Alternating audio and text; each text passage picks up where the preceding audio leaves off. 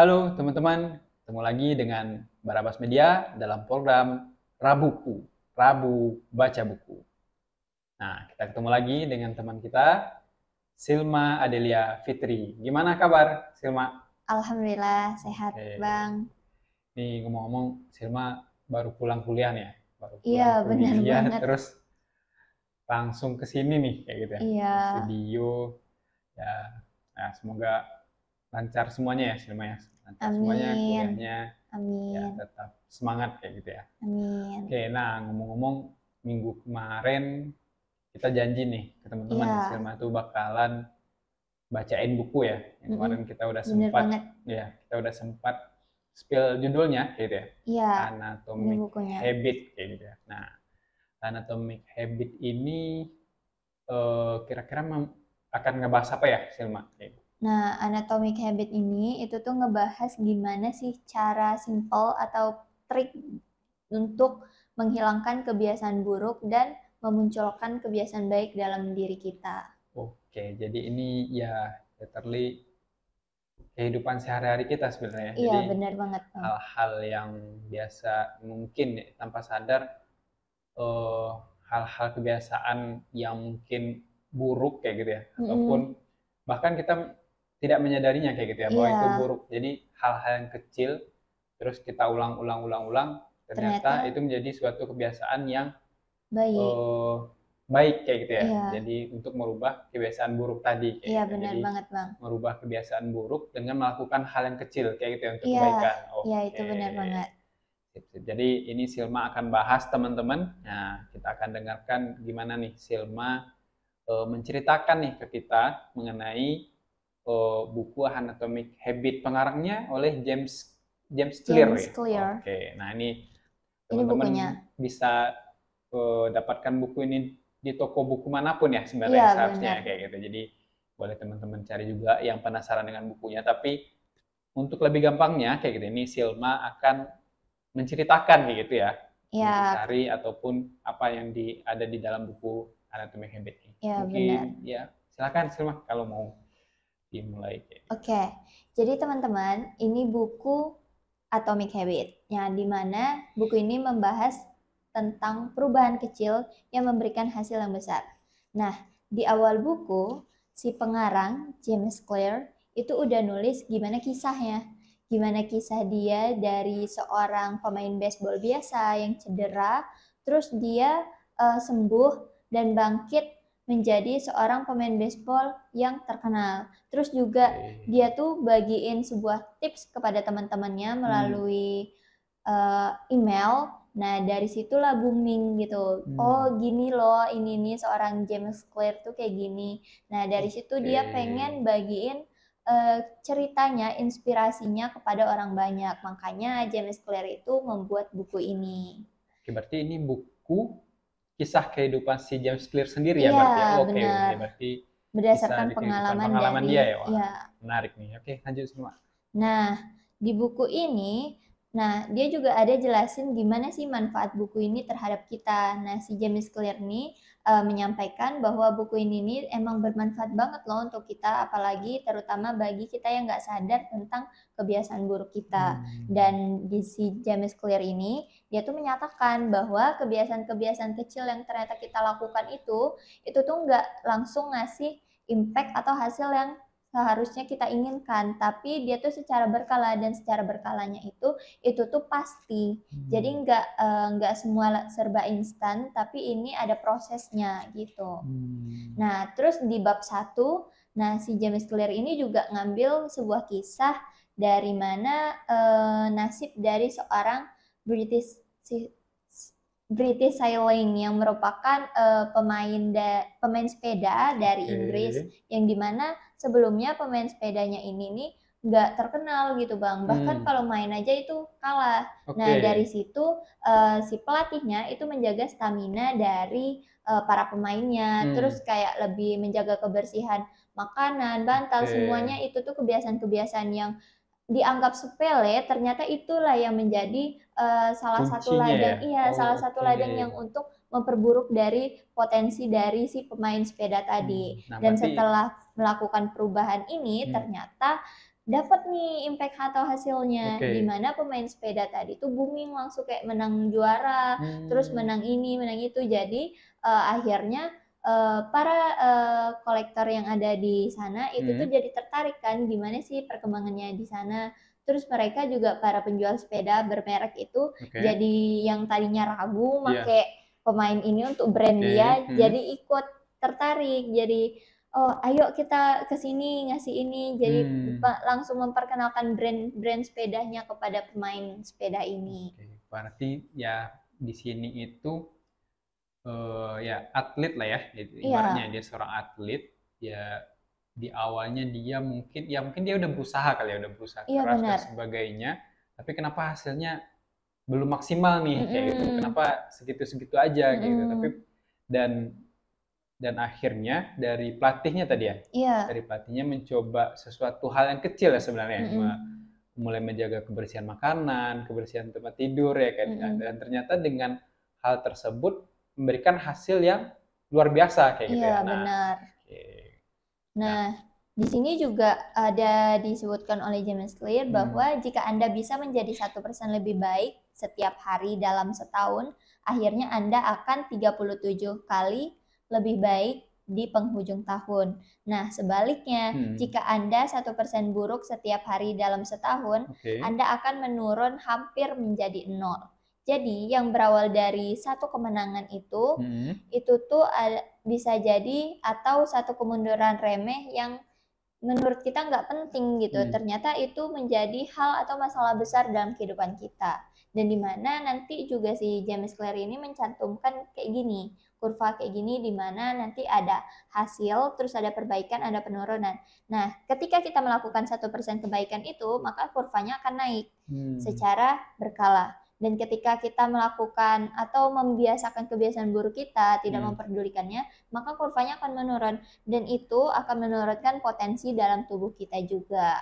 Oke, berarti ini ya ada suatu hal yang baik, ada suatu hal yang buruk tadi ya. Intinya Iya. ketika kita melakukan suatu hal yang baik, ada kurva yang akan bergerak, dan ketika kita melakukan hal yang buruk juga ada kurva yang bergerak kayak gitu ya. Iya.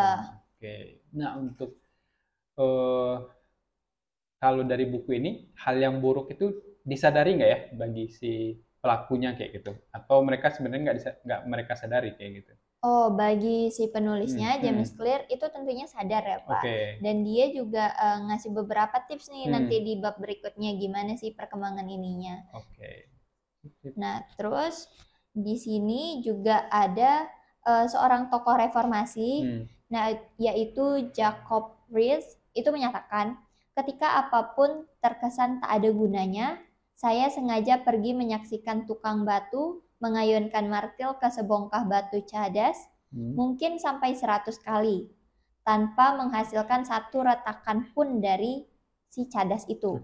Namun, ketika pada hantaman ke 100 kali, cadas itu terbelah menjadi 2. Dan saya tahu bukan hantaman terakhir yang menyebabkannya, tapi melainkan semua hantaman yang dilakukan oleh sebelumnya. Jadi, suatu usaha yang kita lakukan itu, yang kita lakukan dari kecil-kecil itu tuh bukan menunjukkan hasil yang sekaligus. Jadi ketika kita melakukan sebuah usaha hanya sekali, itu tidak akan menunjukkan hasil dari usaha itu sendiri. Dan ketika kita melakukannya dengan sering atau terbiasa dari kebiasaan-kebiasaan atau usaha kita itu, dan kita akan mendapatkan hasilnya juga. Jadi ini mengajarkan bahwa untuk kita tidak pantang menyerah terhadap usaha kita. Ini kebanyakan meme-meme kayak yang gali lubang itu ya. Jadi dia udah gali lubang dalam-dalam kayak gitu ya, karena melihat di sebelahnya udah dapatkan hasil, ya udah dia menyerah, padahal sedikit lagi dia udah nyampai ke hartanya. Dia menemukan hal yang ingin dia inginkan. Kayak gitu. Nah, terus banyak juga nih kan orang yang melakukan perubahan tuh karena berfokus pada sasaran. Misalkan nih, aku pengen juara kelas lah, aku belajar gitu dengan rajin. Padahal itu tuh salah. Jadi pemikiran orang tuh salah tentang sasarannya itu. Jadi kita tuh disuruh untuk melakukan perkembangan dan kita harus berfokus pada sistemnya. Gimana cara kita mengelolanya. Nah, jadi misalkan sasaran kita tuh pengen juara kelas. Nah, kita jangan berfokus pengen juara kelasnya. Jadi kayak belajar semua ini, belajar tidak. Itu malah menurunkan.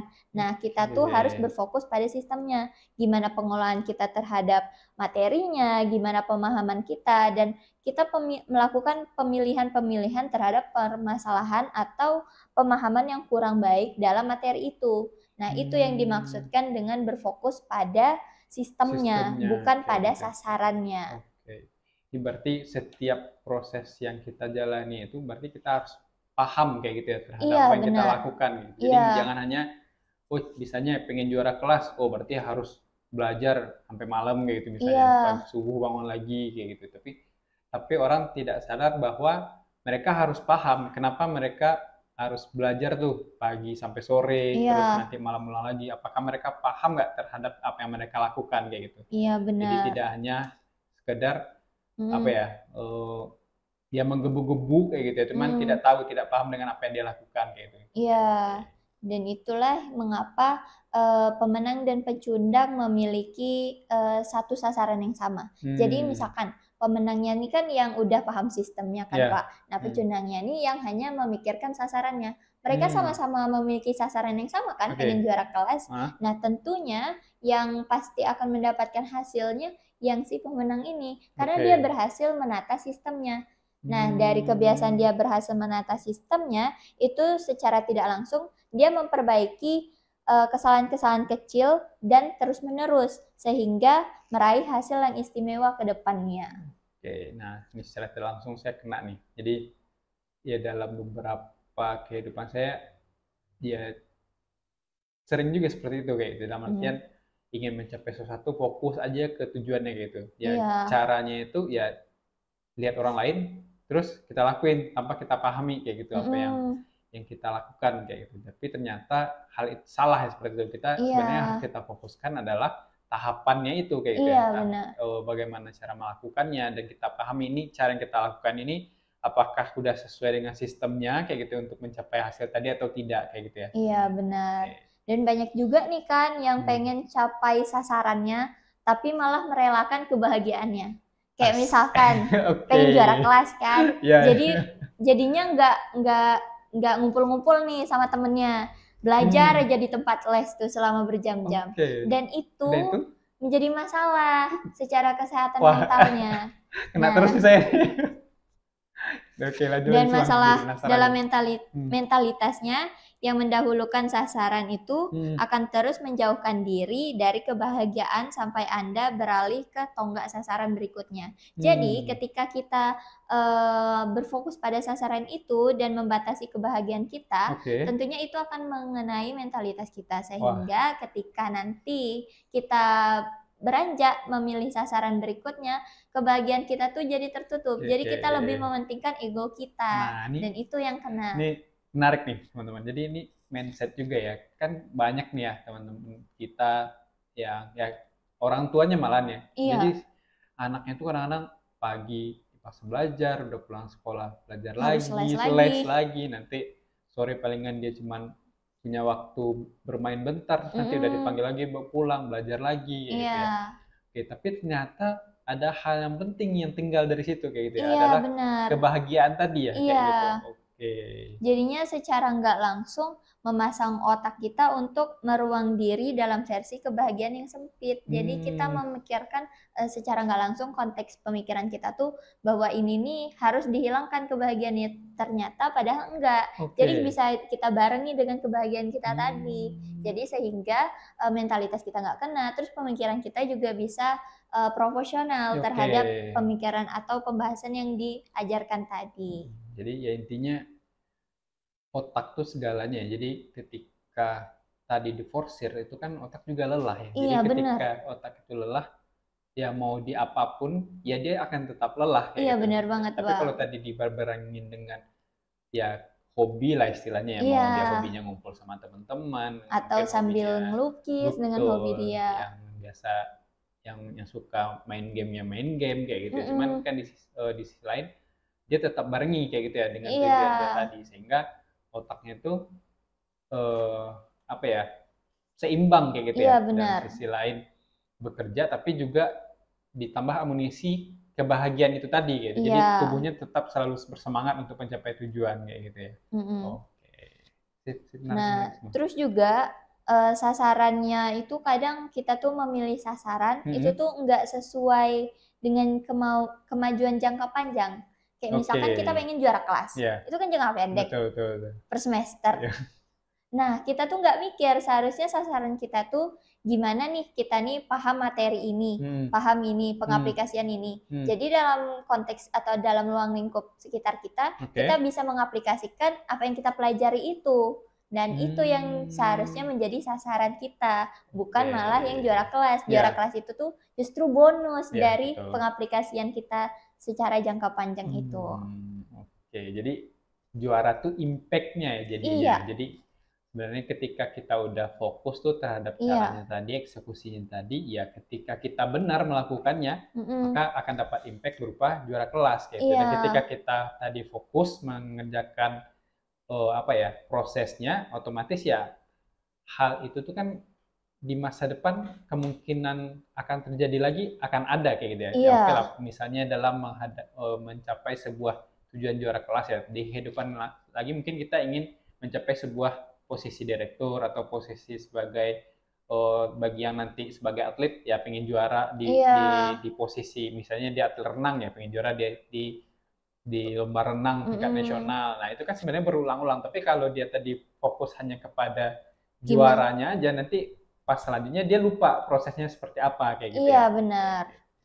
Dan untuk mengubah kebiasaan ini itu tuh sulit ternyata.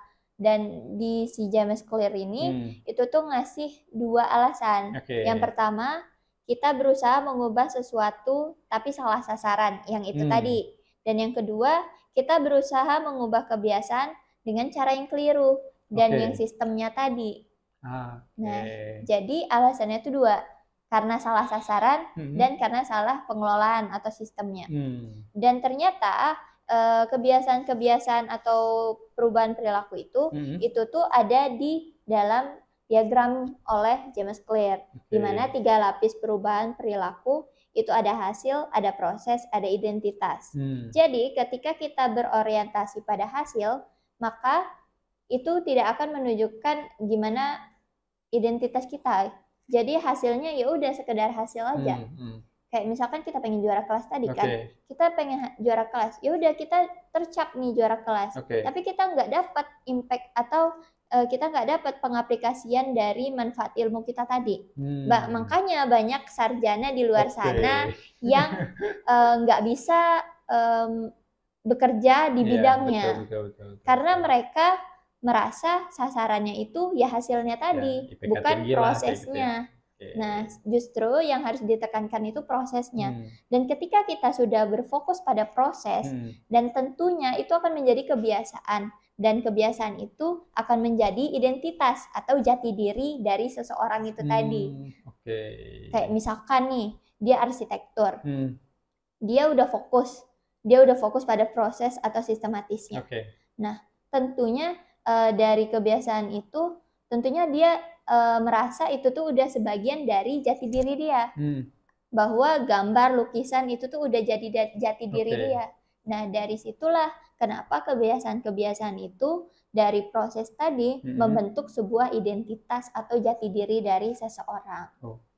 Jadi istilahnya ya anggaplah ketika seorang ekonom kayak gitu ya, ataupun yang ahli hukum kayak gitu ya, ketika dia sukses, tapi kalau orang tidak melihat identitinya dia, ya berarti ya itu tadi, berarti secara proses dia tidak pahami kayak gitu. Tapi kalau dia seorang ekonom kayak gitu ya, kita tahu dia ekonom sukses, tapi dalam keilmuannya, dalam penerapannya kita melihat kayak gitu bagaimana dia cara mengimplementasikannya dengan baik, kemudian bagaimana kebijakan-kebijakan yang dimunculkannya kayak gitu ya. Maka dari situ berarti dia melakukan hal tersebut gitu ya, Silma ya. Dia tidak hanya berfokus, boleh dibilang mungkin dia nggak, ya dalam artian ingin mungkin kayak menjadi sebuah ekonom ataupun seorang pakar hukum yang hebat kayak gitu ya. Tapi di sisi lain tadi dia fokus tuh ke prosesnya kayak gitu ya. Sehingga dia bangun diri dia itu.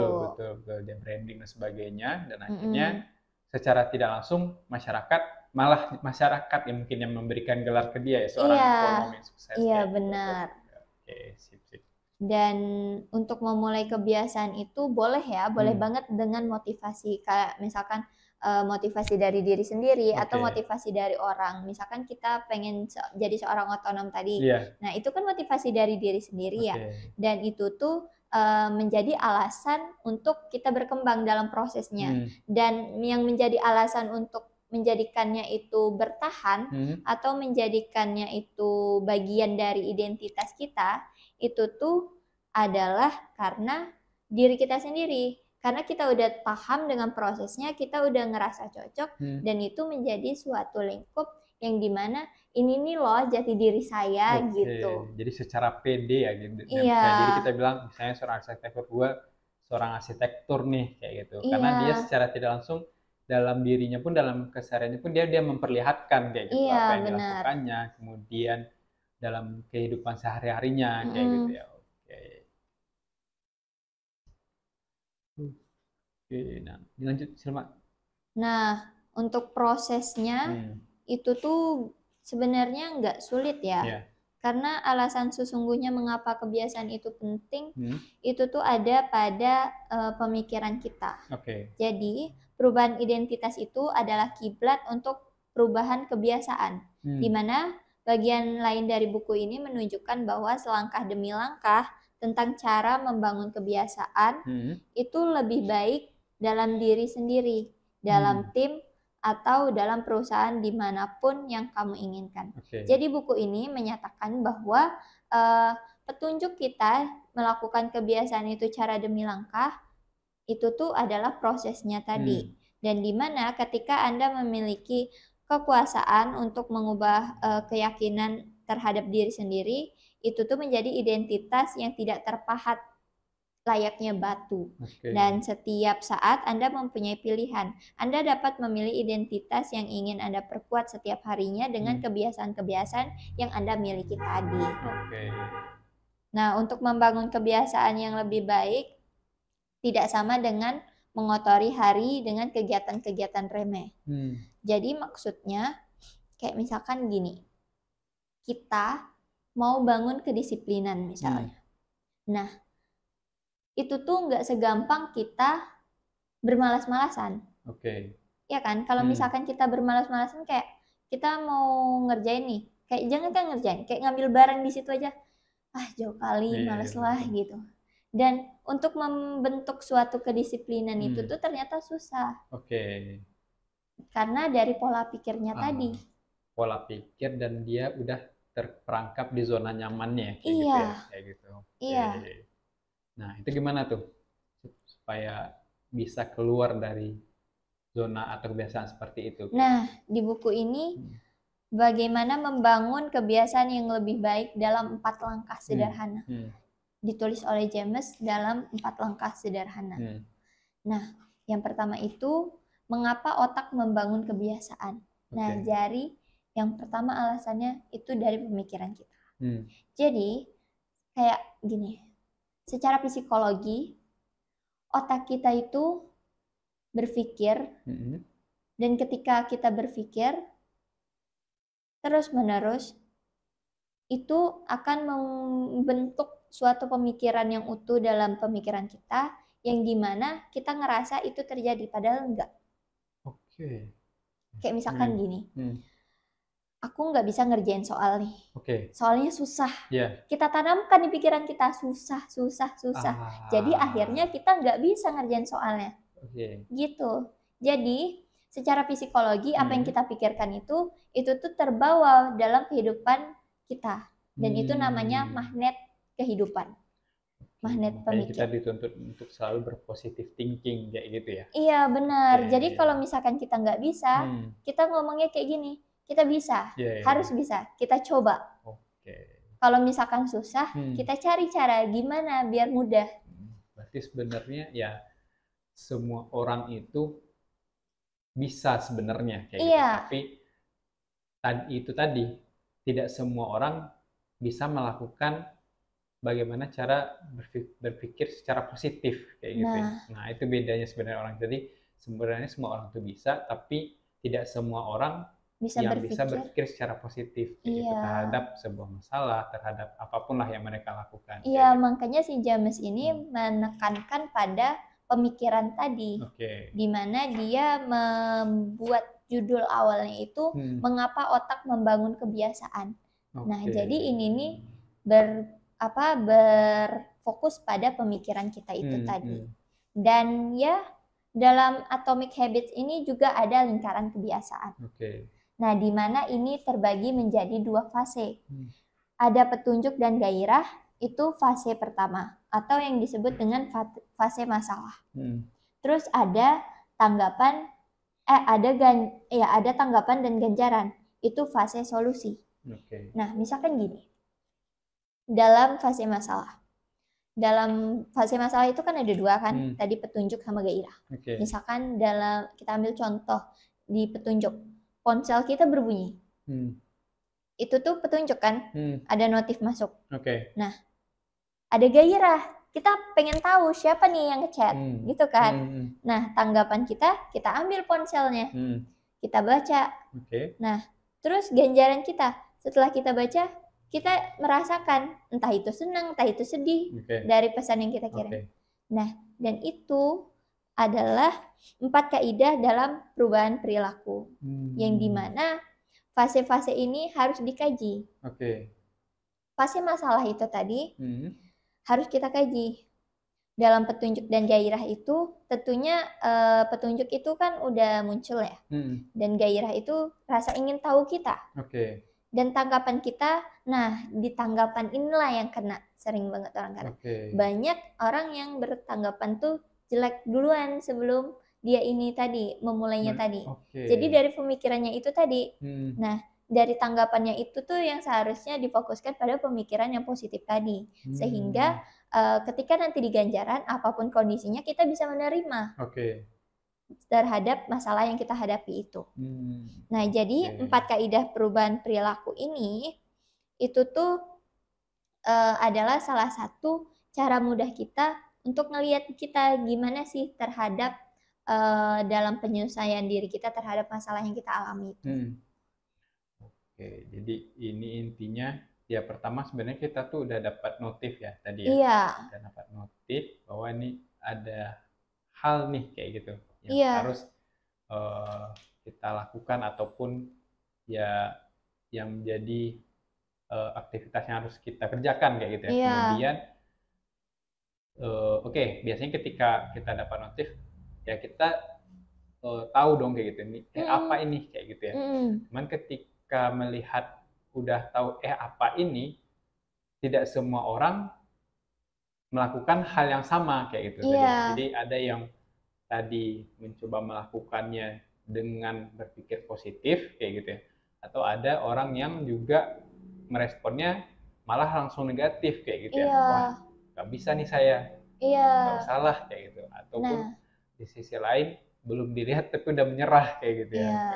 Nah, si James ini ngasih triknya nih. Jadi di hukum pertama tadi, yang petunjuk tadi, kan kita udah dapat petunjuk. Kita harus menjadikannya petunjuk itu tuh terlihat untuk kita. Kita lihat kan petunjuk itu. Dan hukum kedua si gairah tadi. Kita harus menjadikan sebuah petunjuk itu menarik untuk kita. Dan hukum ketiga itu tanggapan. Nah, dari kita udah melihat petunjuk tadi menarik, dan tentunya itu nggak ada yang mudah kan, pasti susah. Dan itu tuh kita harus berorientasi gimana sih jadikan petunjuk yang menarik ini mudah untuk kita lakuin. Dan di situ di fase keempat atau ganjaran, dimana ketika kita udah ngelakuinnya dengan cara mudah, gimana petunjuk tadi yang udah kita bikin menarik, kita lakuin secara mudah, mendapatkan hasil yang memuaskan untuk kita. Jadi disitulah cara kinerja kebiasaan-kebiasaan baik. Dan bagaimananya kita masuk ke bab berikutnya, yaitu kaidah pertama. Menjadikannya terlihat. Berarti ya itu tadi ya, ya pada dasarnya kita harus tertarik dulu nih dengan Iya, hal yang ingin kita capai kayak gitu ya. iya, Jangan sampai kita ingin mencapai sesuatu tapi kitanya belum tertarik nih kayak gitu. Belum ada mm-mm. kemauan untuk melakukan, kemudian ya masih banyak pertanyaan A, B, dan C kayak Iya, gitu. Jadi itu sebenarnya harus kita solve dulu kayak gitu. Bagaimana mm, kita benar-benar tertarik dengan apa yang kita inginkan iya kayak gitu. benar Nah, banget. setelah kita tertarik, baru kita mau melakukan aksi kayak gitu ya. Nah, Mm-mm. ini selanjutnya nanti cuma bahas mengenai bagaimana apa aksi itu bisa dilakukan kayak gitu ya. Iya, dan yang pertama tadi kan itu tipsnya menjadikannya terlihat. Oke. Jadi kebiasaan-kebiasaan baik kita itu, misalkan kita bangun pagi, Hmm. itu kan nggak terlihat ya. Ya, betul. Nah, itu tuh kita harus bikin dia tuh terlihat. Oke. Kita tuh harus bangun pagi, kita tengok jam, Hmm. kita di mana? Di kamar pastinya kan, Oke. bangun tidur. Tengok jam. Nah, setelah itu kita ngapain nih abis ini? Gosok Hmm. gigi. Hmm. Gosok gigi, kita lihat jam, kita di mana posisinya. Oke. Jadi, menjadikan kebiasaan itu terlihat, itu dengan melihat waktu dan tempat kita berada. Nah, itu kita Oke. tulis, kita runtun Hmm. kebiasaan-kebiasaan baik itu.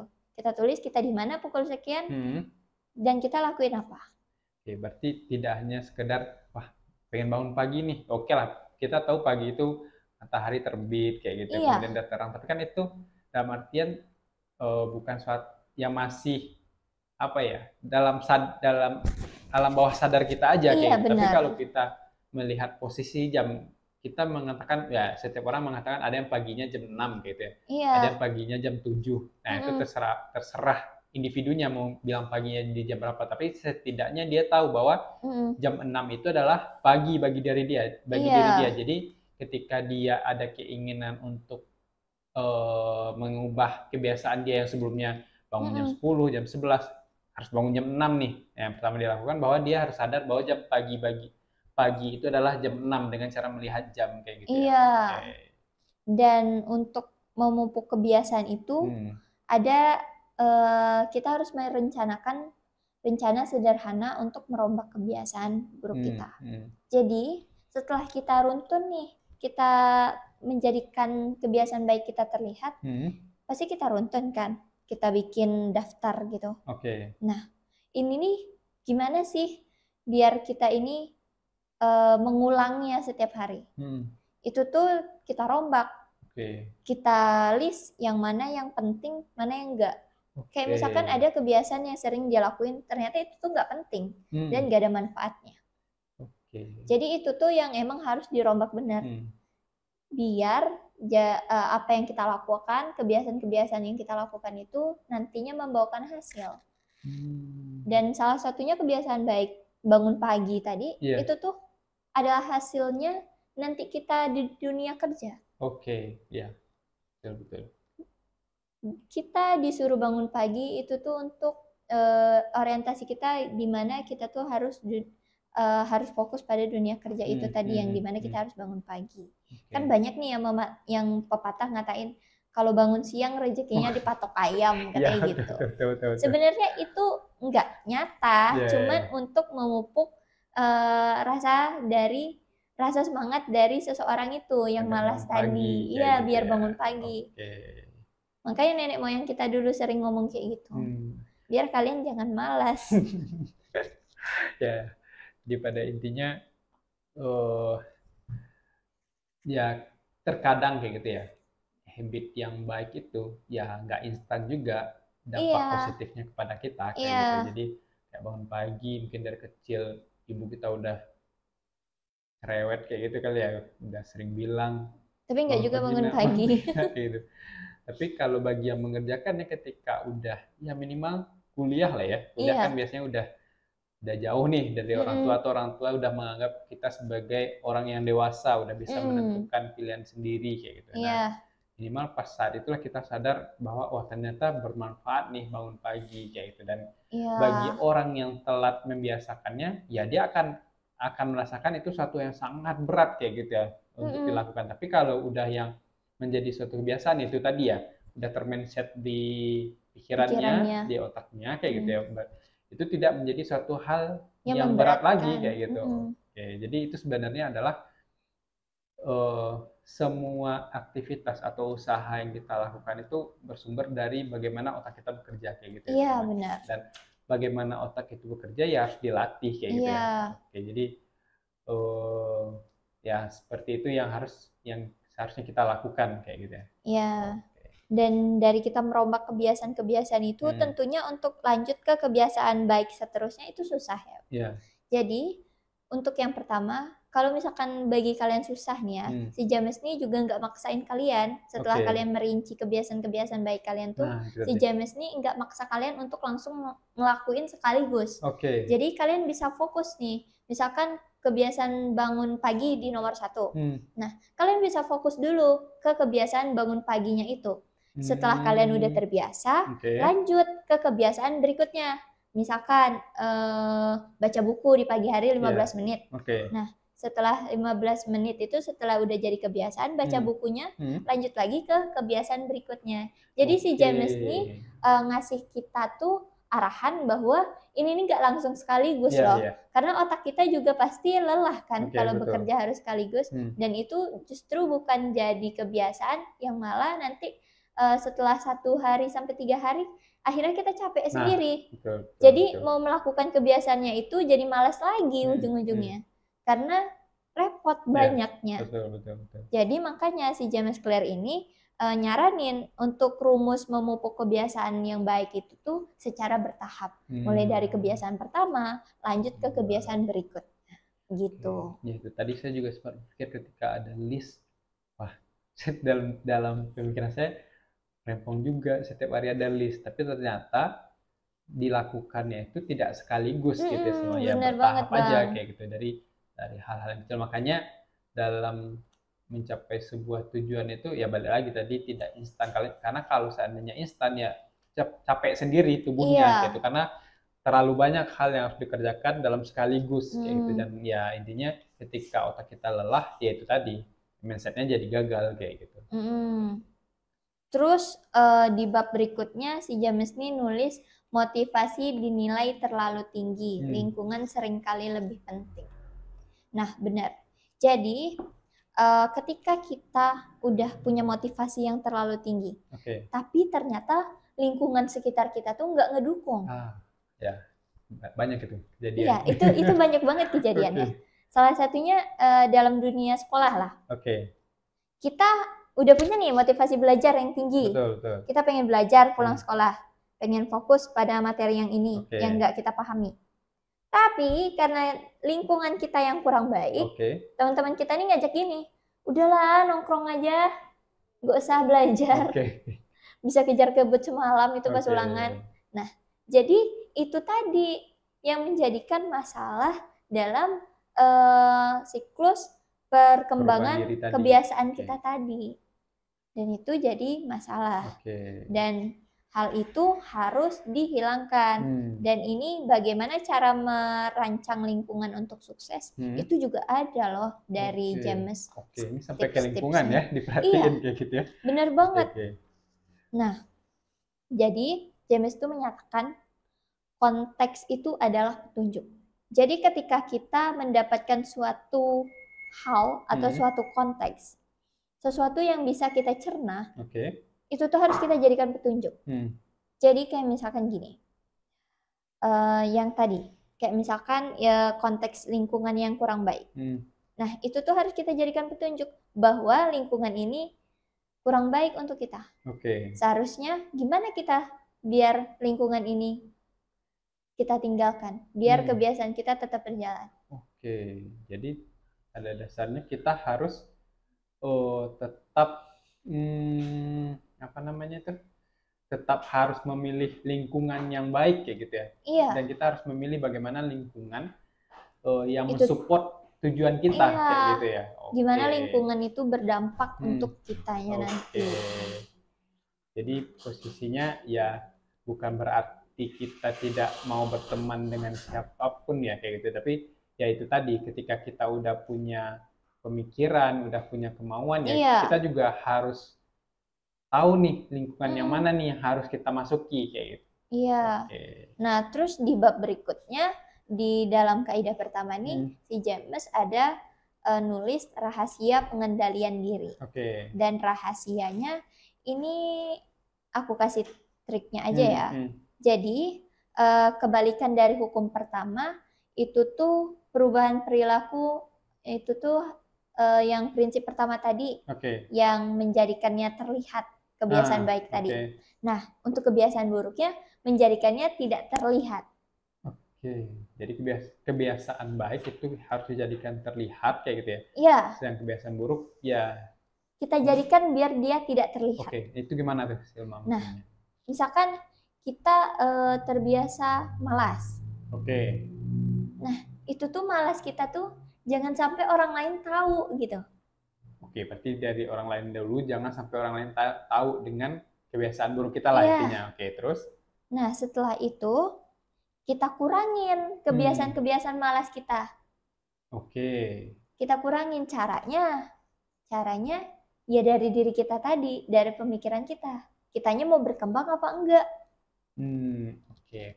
Ada sedikit ya hal unik. Jadi kalau untuk yang tadi hal-hal positif jadikan terlihat itu bagi diri kita kayak gitu ya, terlihatnya kayak gitu.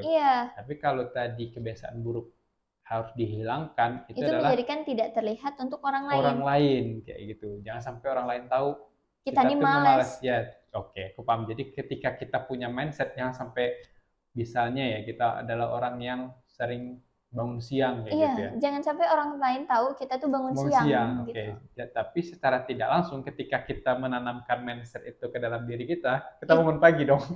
Jadinya kita bangun pagi. Iya kan?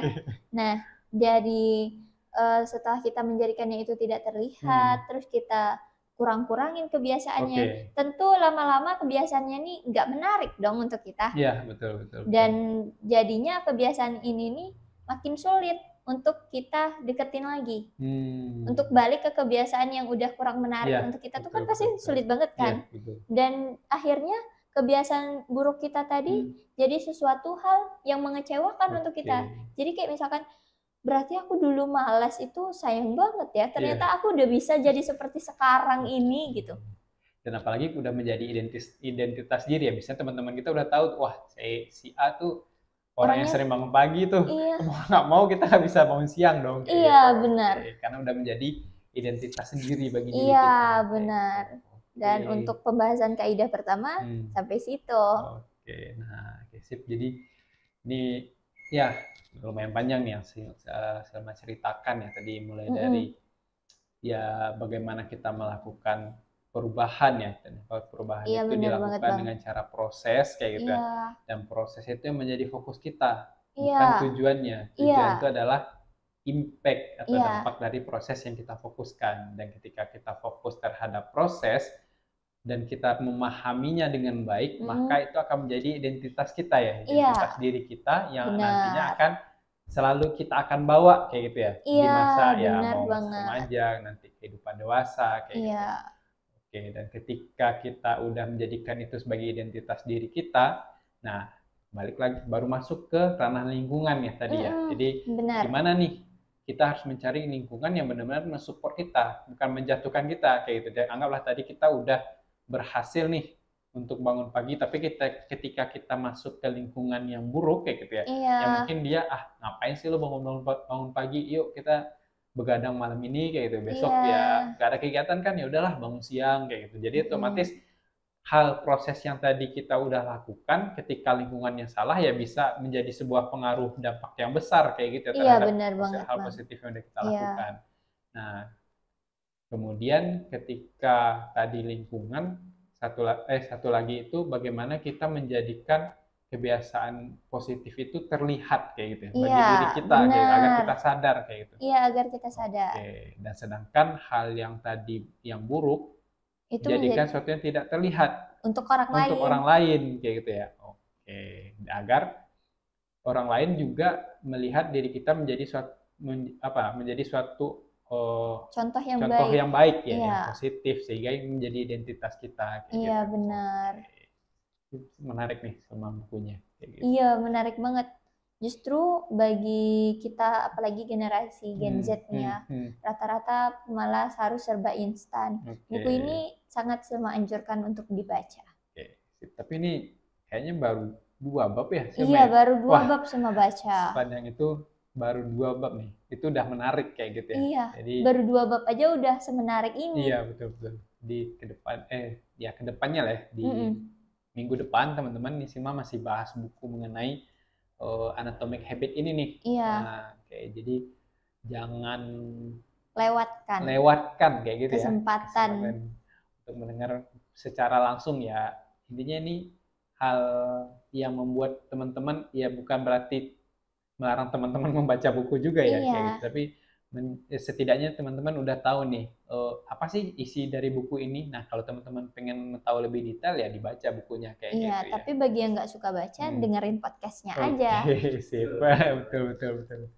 Oke, Silma, terima kasih banyak nih untuk kali ini udah menceritakan ke kita terkait Atomic Habit. Ya, bermanfaat sekali bagi saya juga. Tadi lumayan terpukul-pukul tuh kayak gitu. Wah, ini saya nih kayak gitu. Jadi sehingga menjadi suatu ilmu yang baru juga kayak gitu ya. Jadi kemungkinan ya bisa diterapkan juga kayak gitu ya ke depannya. Ya mungkin nggak ada kata terlambat lah ya untuk kita bisa berubah kayak gitu. Dan tadi dari dari penulisnya James Clear juga bilang ya jangan terburu-buru kayak gitu. Lakukan secara bertahap, pelan-pelan kayak gitu agar kita menikmati prosesnya juga. Iya, benar. Makanya tadi harus berfokus pada sistem atau prosesnya.